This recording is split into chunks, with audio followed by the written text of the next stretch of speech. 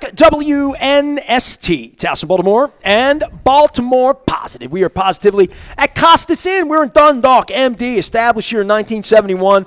I was established here in 1968. Stan's a little older than me. We're doing the Maryland Crab Cake Tour. Matter of fact, I'm going to get Maggie to bring some crab cakes in this segment. It's all brought to you by the Maryland Lottery. We have a $2 winner here at Costas in the back. So I got the, not 3 cheers, but 2 cheers back there. Our friends at Window Nation, 866-90Nation. If I weren't sitting with the principal of Dundalk High, I would put the wacky hat on, but I don't want to look like the class clown around here. Also, our friends at Jiffy Lube Multi-Care. I get my oil changed at the Jiffy Lube. I should say it right. Oil. I get my oil changed at Jiffy Lube at Merritt Boulevard. Everybody's nice to me over there, and I appreciate that. Pete and everyone at MediaWorks and everybody for the sponsorship as well. And Leonard Raskin of Raskin Global, empowering people to choose their financial future. He joins us each and every week. Luke is in Owings Mills. We got football going on. We have mini buys, real buys, LA games, figgy pudding, turkey, stuffing, gravy, all that stuff going on. And I'm going to be at Pappas next week in Parkville. First stop there. We're going to be at Coco's in Lauraville.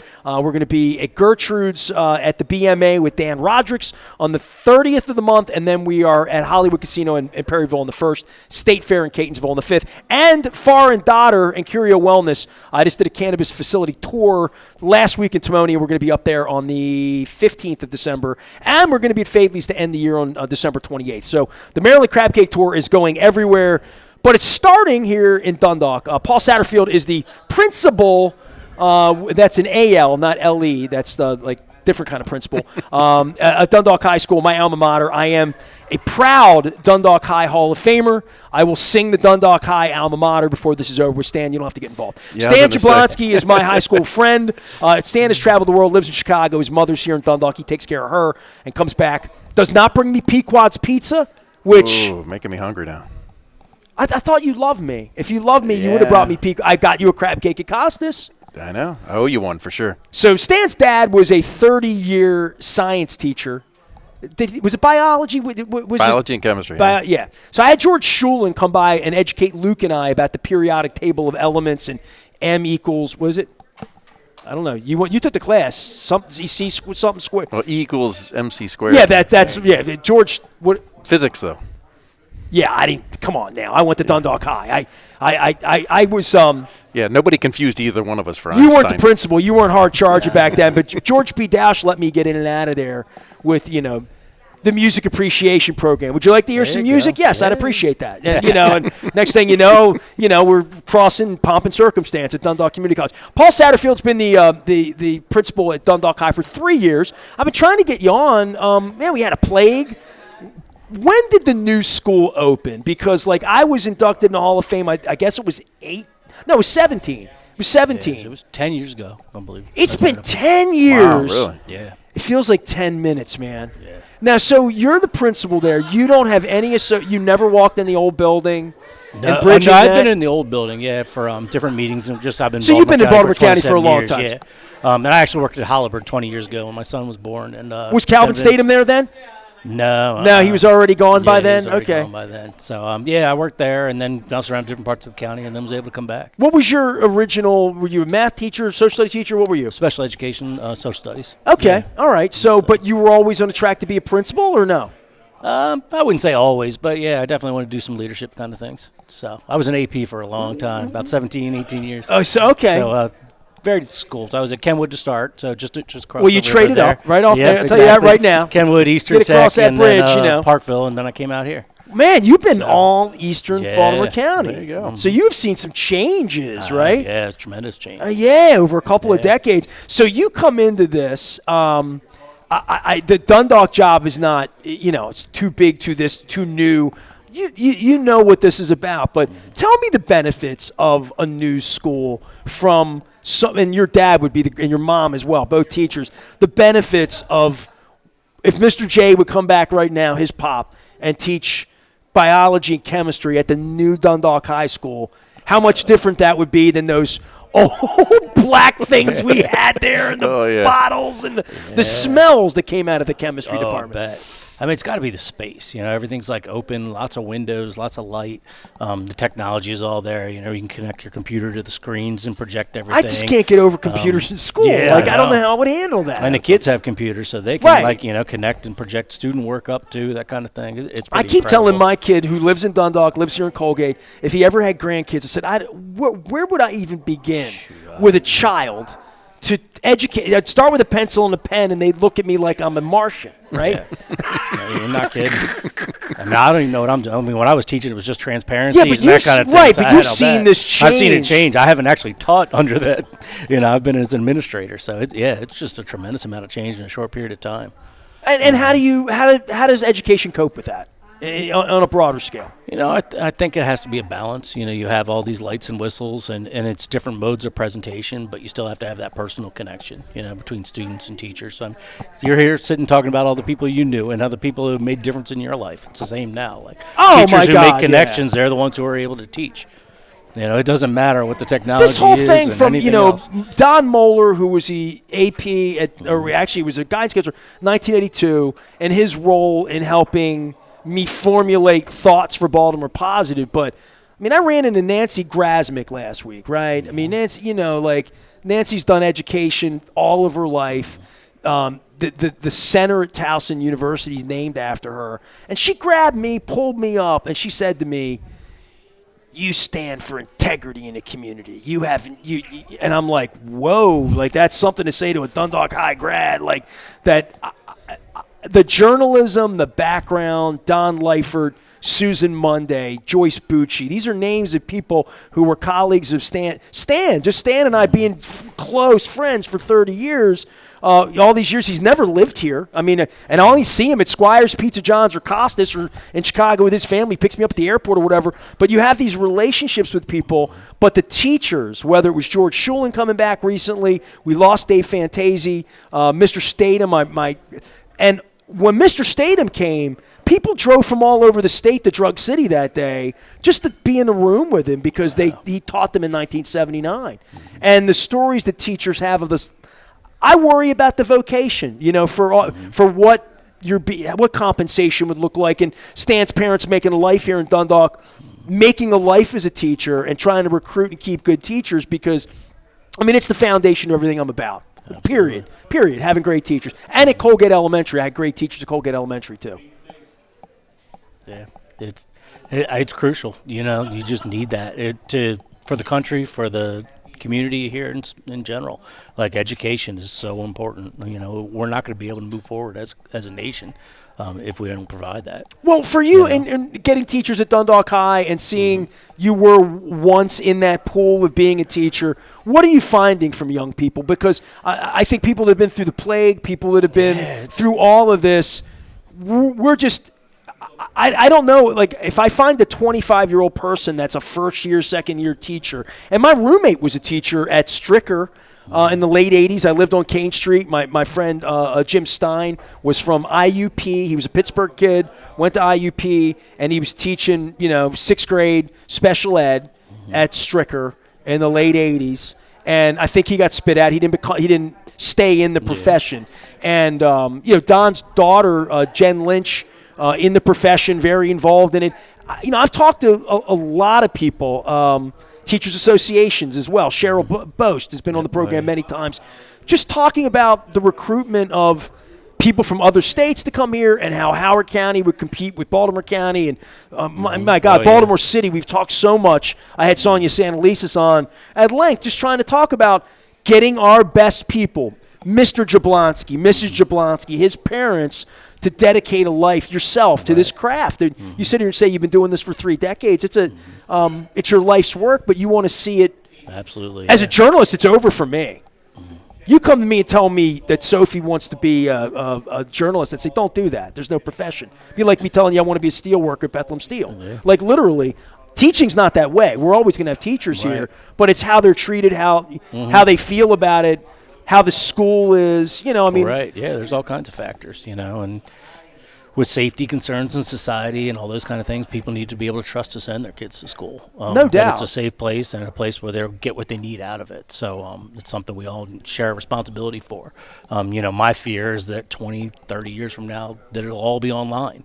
We did that through the plague, through COVID, and it wasn't good for kids. But you see more and more kids are trying to opt out. Or what do you parents see wanna in that? opt Because out. you are seeing children coming into your school here now. You're 3 months into another calendar year. So if you're a ninth grader, you're 14 years old.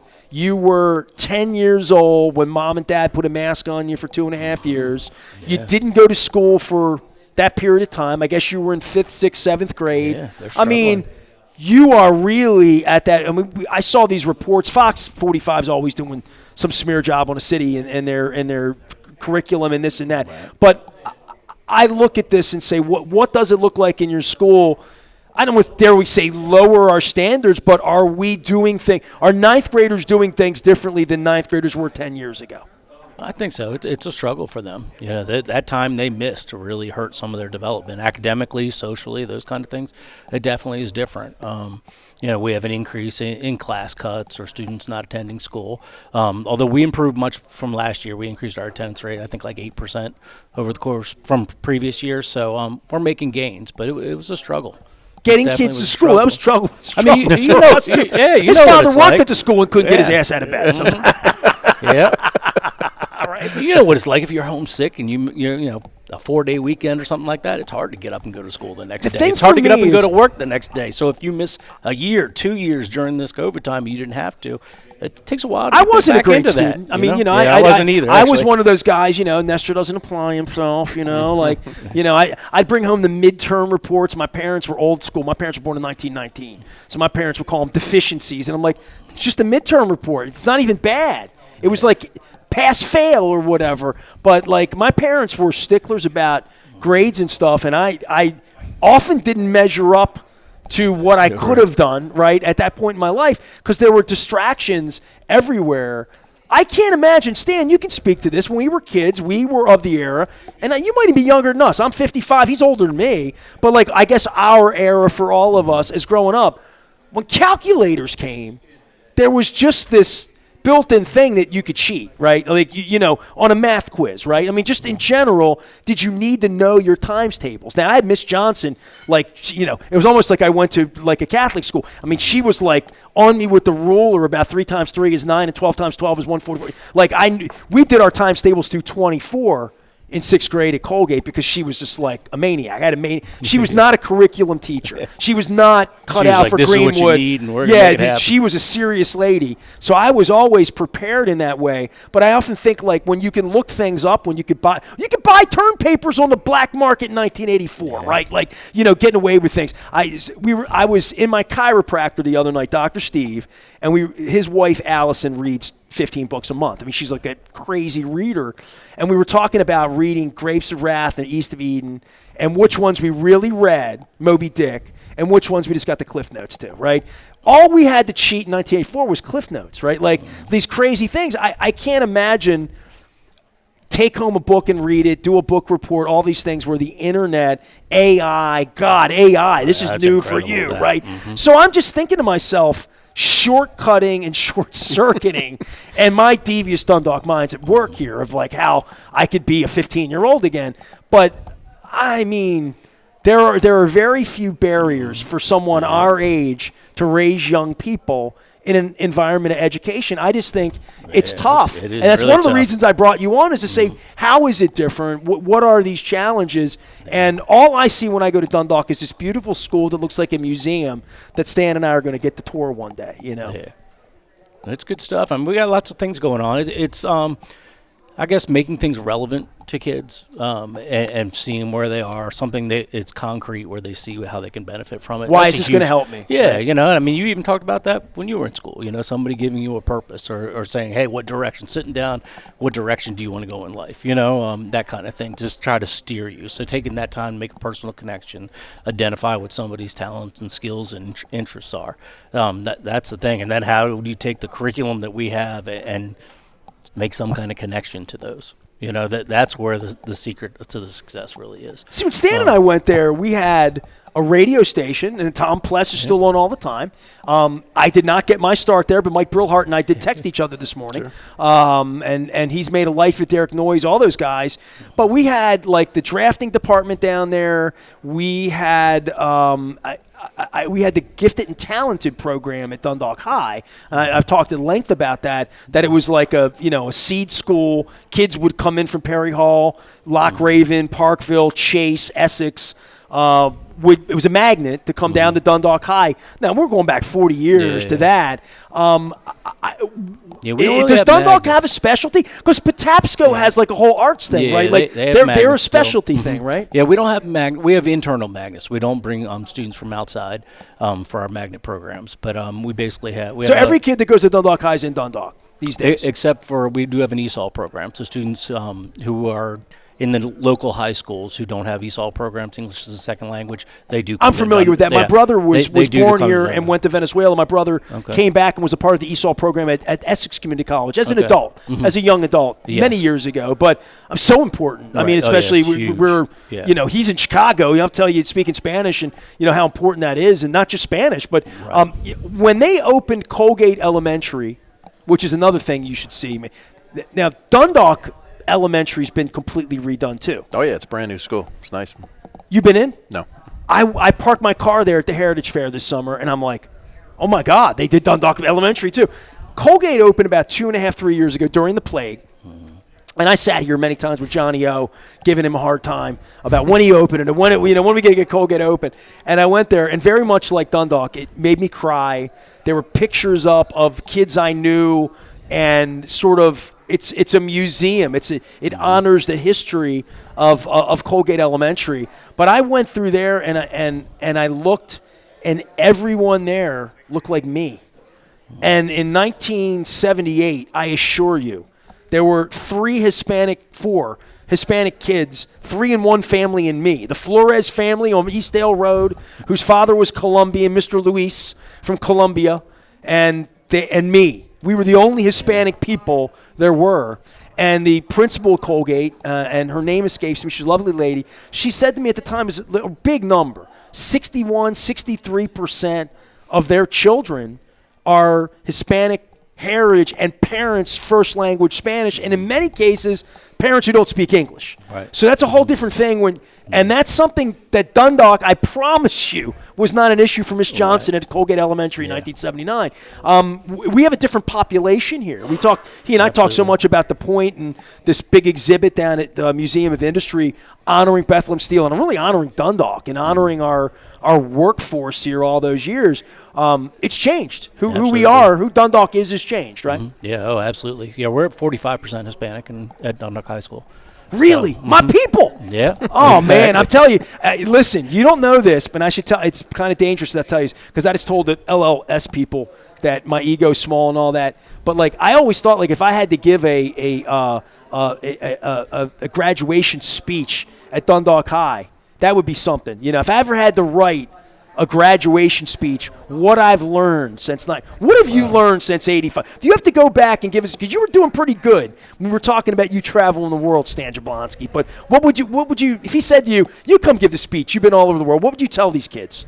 Wow, I don't know. Get comfortable for her. It could take a while to go over everything, but one thing I was going to mention about the online though is, one of my daughters is a first-year, second-grade teacher, and that interaction with kids and that social interaction, I don't think that'll ever go away, and I think it's critically important, and especially for the younger kids. But even for 7-year-old kids learning online at home, that's not normal, dude. That's not normal. No, not at all. It doesn't serve you well later in life. You have to be able to communicate and work with other people. What do you see from people who have these challenges at your school?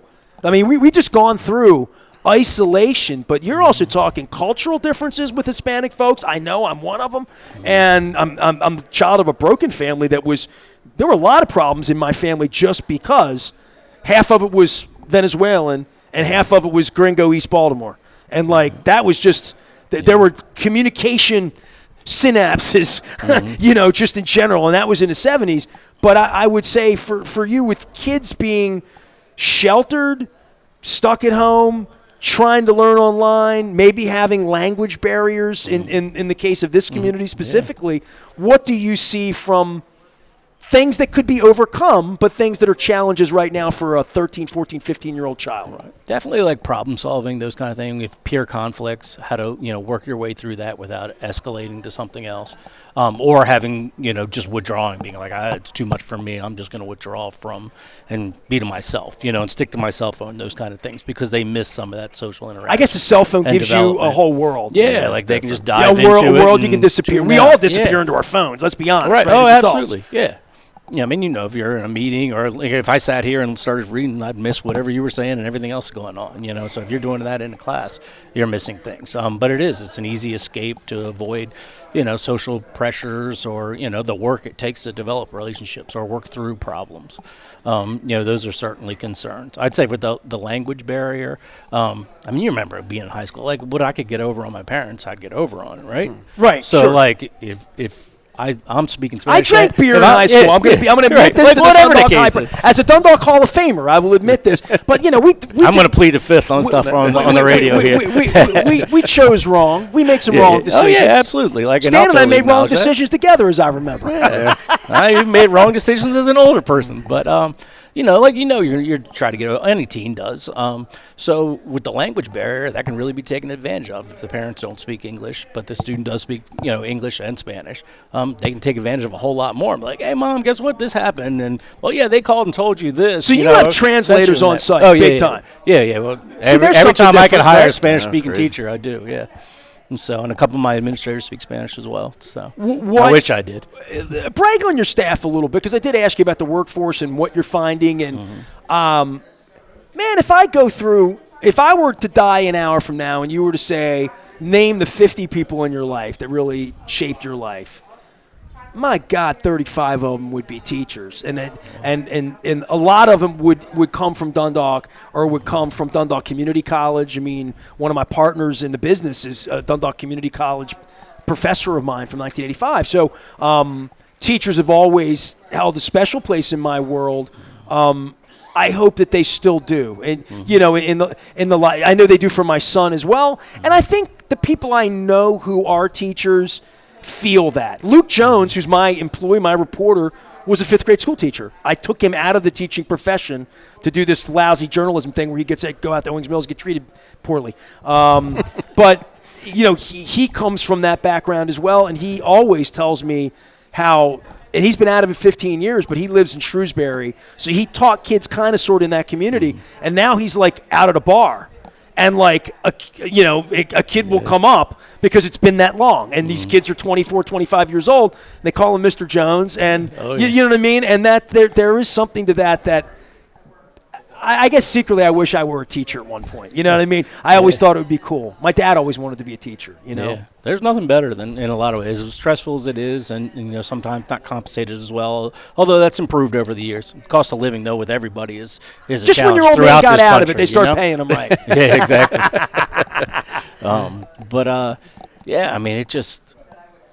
Our staff is just fantastic. I mean, their hearts and their ability to work with kids through traumatic situations, through, a lot of kids out here are struggling. A lot of adults out here are struggling. The country has a lot of issues economically, socially.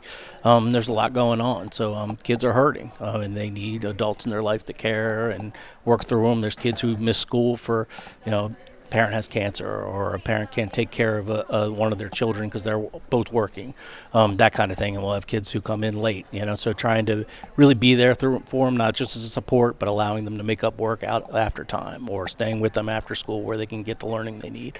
Just all kinds of things that I think that people are just really willing and open to provide whatever's needed to help kids, make it. You're familiar with that, right? Oh, yeah. So. Well, I was thinking even, you look at the influence from our high school, and I was a son of a science teacher, and I loved science and was motivated by it and developed relationships. I remember Mr. Hunt, he was another chemistry teacher back in the day, and, he was an American Indian, and he had these canoeing trips, and we used to do canoeing trips with him as well. And, you that whole science department, dude, was, Mr. Urbaker, Mr. Hall, and there was a great group of guys, and, and it motivated you as a kid. And it happened with you, I'm sure, with your writing and the English. Oh, and man, Don Leifert was one of the great influences of my life. And we shared a friendship with Don Moeller. We lost Don Leifert about 15 years ago. Don was an actor. Don was a movie. He'd been in movies. He fought in Vietnam. Wow. But Don, loved baseball, loved the Orioles. Went to an Oriole game with Don. Loved Steely Dan. But all these years later, he was the first journalism teacher I had, first class. He told me I could be something, that I could be a journalist, and here I am all these years later. I had people believe in me there. Just like all the way through. Whether it was, I love telling. I've told this story, but since you're the principal at Dundalk High, I'll tell you the story. So, old Dundalk High, I meet Stan in summer of '82, and this is how I met Don Moeller. My working form came, my little Delvale Avenue letter came from my parents, and it had my marching orders for 10th grade. I went to 9th grade at Holabird.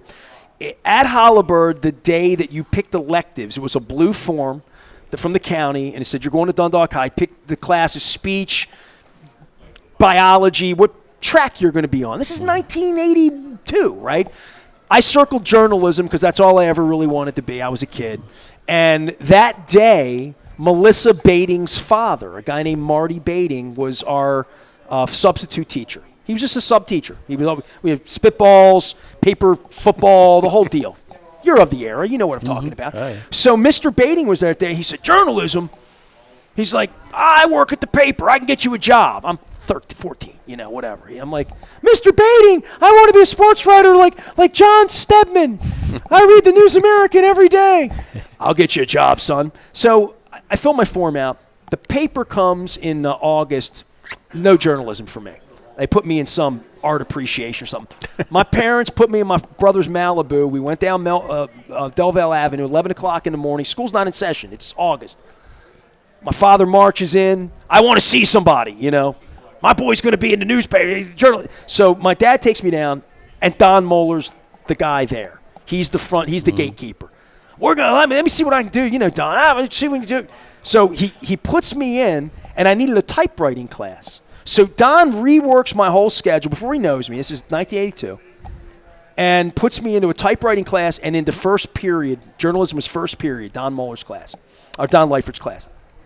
So I get in the typewriting class, and I get in and I want to learn how to type. Right?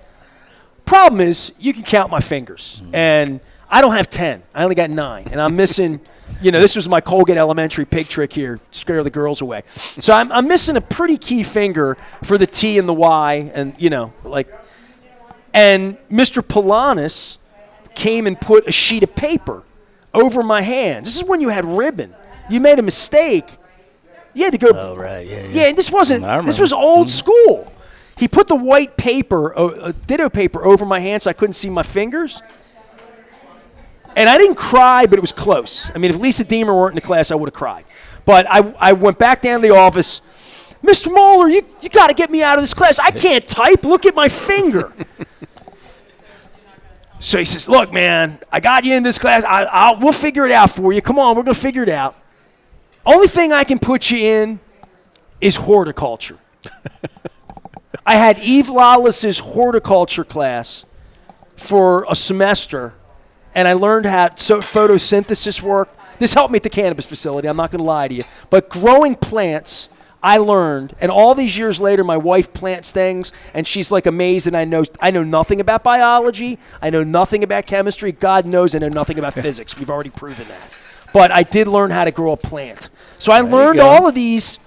But the journalism part of my journey and being there at Dundalk and having a newspaper that we put out at Junior Press, we went down to Minuteman Press on Merritt Boulevard. I was in charge of laying it out. Then I got a job at the paper. And I was encouraged. Don Moeller told me that I was going to be the next Chris Thomas.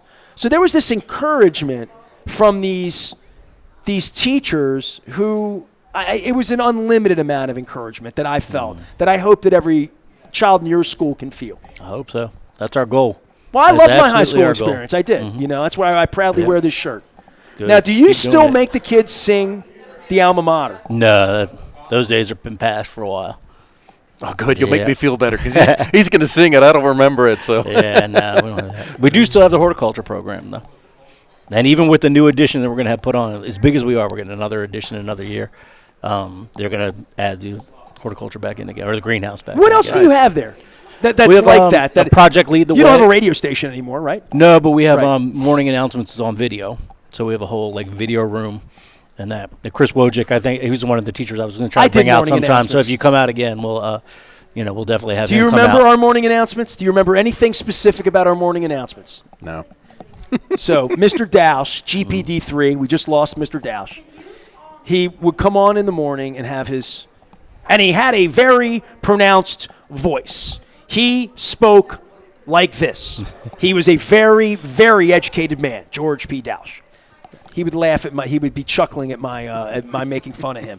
But he would, every morning, we would have me or Ingrid Kolstad or Rula, somebody was doing a morning announcements. And so it was always like, I was practicing to do all this. He would take the mic, and it was always one of those little things with a little thing on it, and he would talk into it. And we're in the office. You had to be all official because it was the principal's place.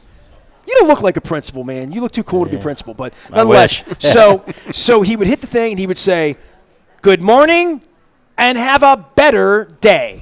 So if you want to get a tagline like that. Yeah, you need to come up with something like "Ain't the beer cold" or like a Chuck Thompson thing. You know what I mean? But he said, "Good morning, and have a better day every day of my life." So you don't remember that? No. You didn't pay any attention in high school, did you, Jablonski? Probably not. See, his father, he was on scholarship. His old man, he knew he couldn't get kicked out. His old man taught there. Exactly. I was a tenured student. There you go.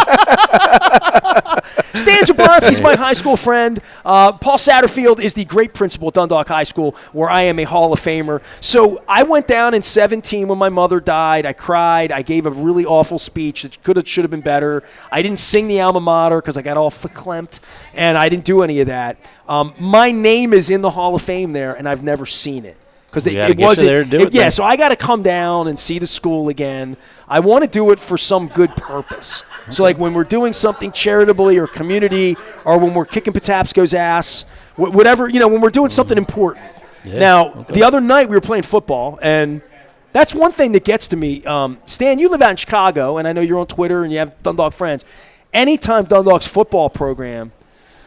And you should be. I mean, you're a football alum. You played on the team. I didn't play on the team. The team has been doing great, man. They've had some really good teams the last several years. Yeah, State championship. Back when my wife was fighting in 15, in November, around this time, November 15, my wife was really, really sick.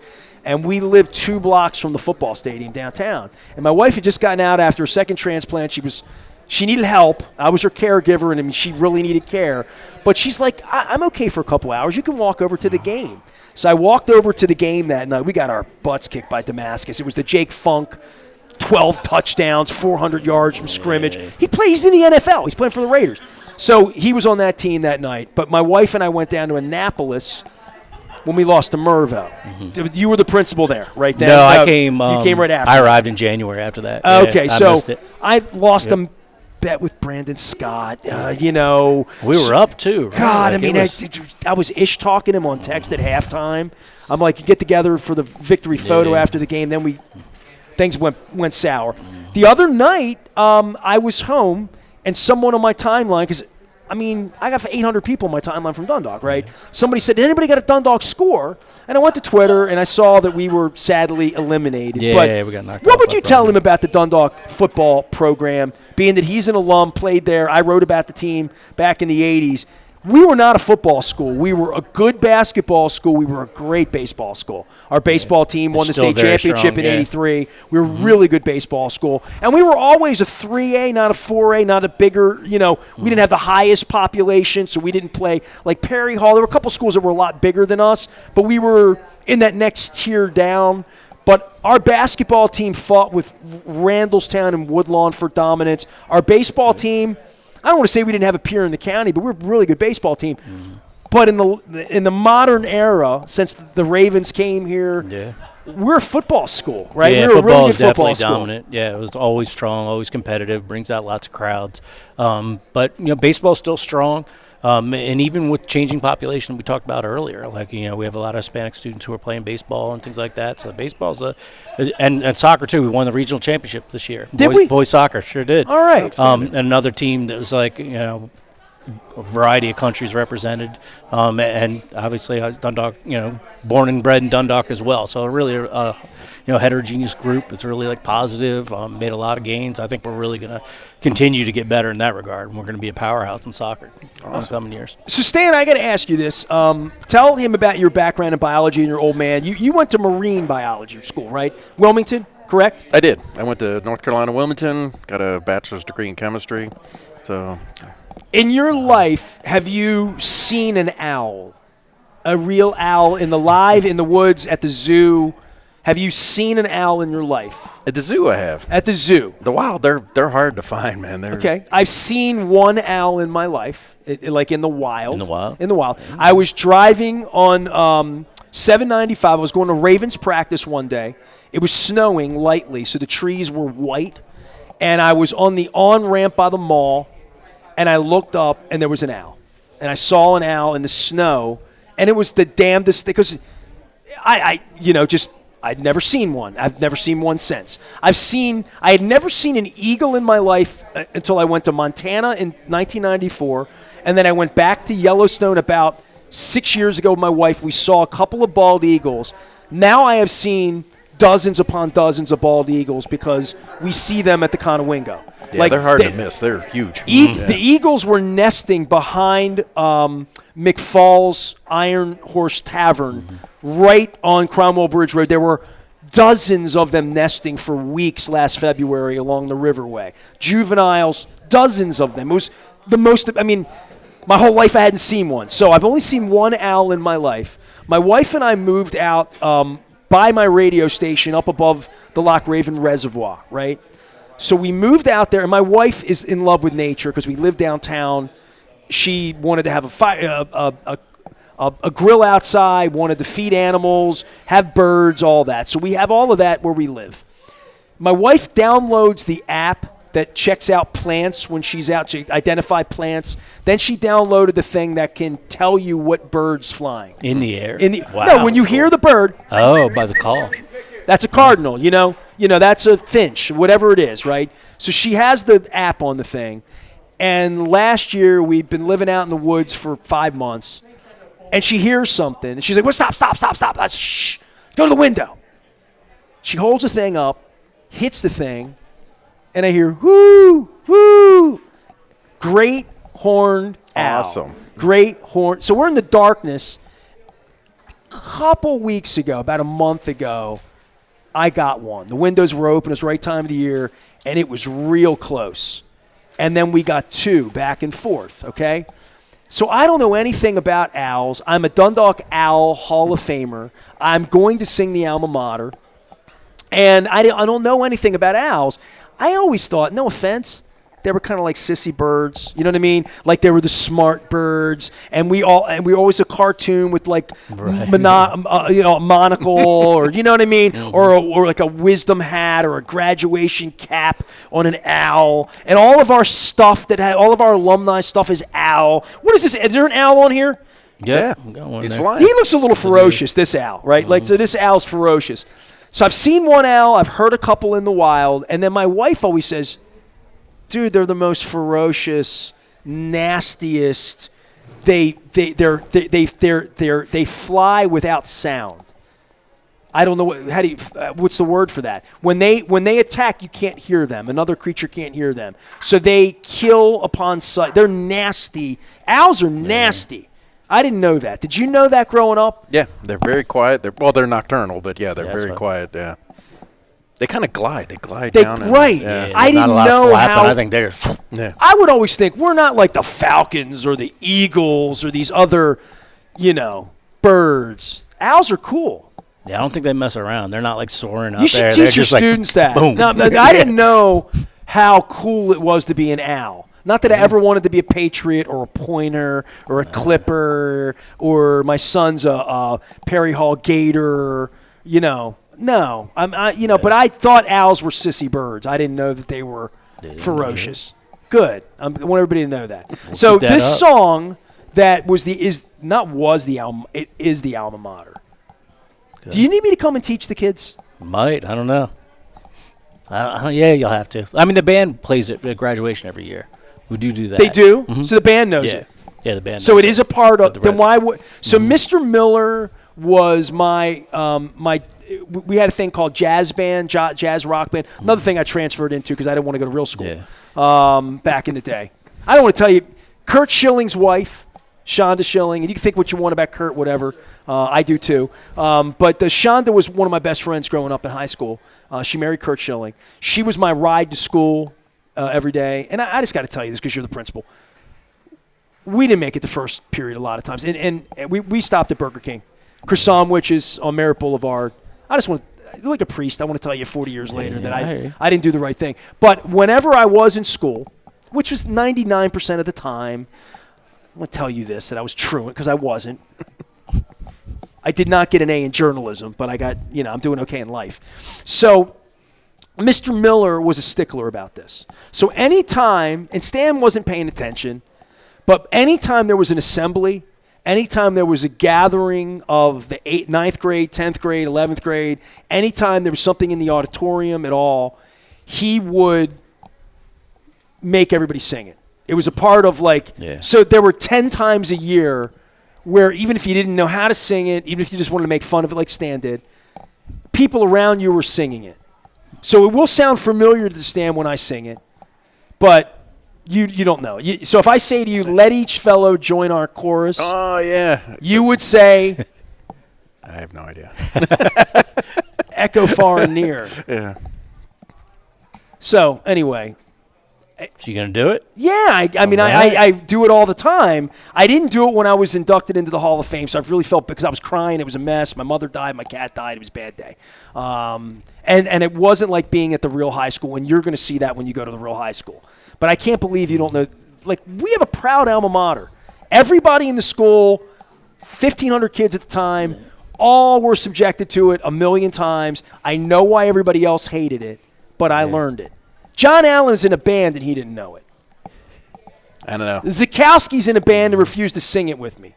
I don't know. The only song I went to Purdue for grad school, and I keep remembering "Hail to the Old Gold and Black." So that's a different. Do you song, know that I one? think. Oh yeah. Is that their fight one from football? Hail to old Purdue. See, okay. So this is, let each fellow join our chorus, echo far and near. We will ever sing in triumph and will always cheer. March on Dundalk, march right onward till we reach our post. And a cheer from each good fellow means we have not lost. So there. Very Is nice. that good? That's good. Hey, All right. Yeah, I Dundalk like High? that. Is that good? It was good, but you know what it sounds like? Is that song from Dirty Dancing? It's the same tune? Yeah, it sounds very Really? similar. Well, Marilyn's old Christmas tree. Yeah, I'll do the second verse in the next segment. Paul Satterfield is the principal at Dundalk High. He gives it up for the kids, takes care of the teachers, tries to keep the parents satisfied whenever possible, right? And the community as well. And this is still a really bonded community, right? Yeah, oh, absolutely. Yeah. Well, good. Let's it's a good all place stick to together. be. It's a good place to Teach be. people the alma mater. I'll work do on the that. second verse when I come. Chuck, you want to sing the alma mater with me? Chuck's here from Drug City. Look at this. Yeah, you gotta do your thing. I heard you singing. I had to walk over. All right. Was I on key? You were great. All right. Thank you. Do I make it to Hollywood? Oh, I'm sorry. Stan Jablonski's my high school buddy. He is here taking care of Mom and eating pizza with me, eating crab cakes with me. I didn't tell Maggie to bring me a crab cake, so this is the only crab cake tour stop. We didn't actually have a crab cake, but I owe you one. Good. All right. Good. Sounds good. Thank Yeah. you for making Thanks, time. sir. Keep Appreciate taking care it. of the school. Give Stan a Will tour. do. Yeah, and listen, absolutely. anytime I've had a lot of people reach to me, like Stan, and you would agree to this, right? All of our people that we know love Dundalk and love Dundalk High. We're all proud of being from. I mean, I don't know anybody that hides their Dundalk that I know. That's my age of us. We're proud of being from here. And there have been so many people that have been in contact with me because I sing the song and goof off. And people will see this that say, I got to get down there and see the new school. I ain't seen the new school yet. and you're one of those people. I am. And the night I was in there, I was so. It was just trippy. I don't know. You were putting me in the Hall of Fame. I was emotional. My mother wasn't. It was awful, but it was beautiful. But I want to go back and just like, this is where they teach science. This is where Mr. J's class would be. Look at this. What would your dad make of this? I think it's going to blow your mind, dude. Like it really will blow your mind if you go in there. I'm looking forward to it. And everybody knows this, and they reach to me, but they don't. In the modern era of high school, they don't dare walk in.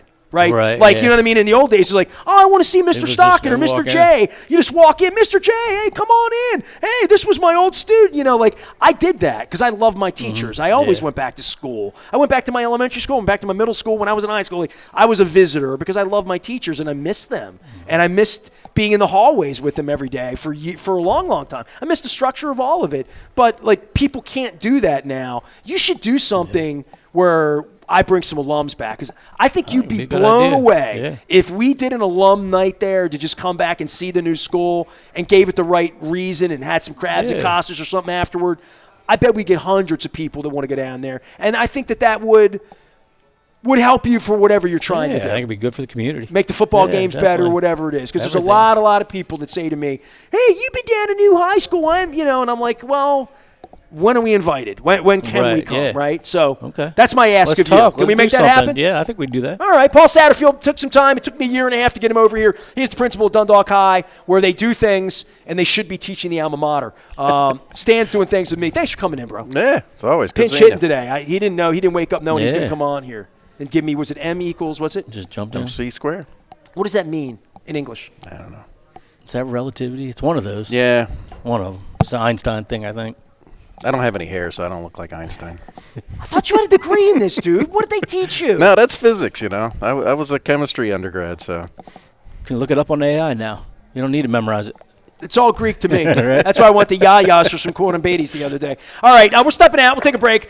We had a winner here today. It was a $2 winner, but I brag about all winners. Maryland Lottery presents our tour. We're doing the Maryland Crab Cake Tour. Today it was fried shrimp, and what else did we get there? I had a Greek salad. The Greek salad, yeah. I had the crab soup tour today. I did the crab soup today. They have great crabs here. Their crab cakes are very good. Have you had the crab imperial here? I'm not a big crab imperial fan, but the crab cakes here are very good. I like the crab imperial on the mushroom cap. That's what. And the secret weapon here, if I'm really being honest, it's the cream spinach. But don't tell anybody. Get the cream spinach. We're at Costas, brought to you by the Maryland Lottery. I've given some of these away. We're going to be, let's see, Pappas Parkville next Tuesday. That's before Thanksgiving. After Thanksgiving, we're going on the road. We're going to be at Coco's on Wednesday, the 29th. We are going to be at, top of my head, Gertrude's at the BMA on the 30th with Dan Rodricks for his show. Baltimore, you have no idea. That's almost sold out. I'm doing a big night on the 8th there. The 1st, we're going to be at Hollywood Casino in Perryville. We're going to have scratch-offs to give away from the Maryland Lottery everywhere we're going to be, including State Fair in Catonsville on the 5th and Far and Dodder in Timonium on the 15th of December. And Fadley's on the 28th. That's our last show ever at the old Lexington Market at Fadley's. They're moving into the new market in January. So we'll shed a tear. We'll have a crab cake or about a dozen of them. I'm at Costa. It's all brought to you by our friends at Window Nation, including our friends at Raskin Global with the cool crab claw and Jiffy Lube Multicare. From Dundalk to your community. We are WNST AM 1570, Towson, Baltimore, signing off from Costas. Stay with us at WNST.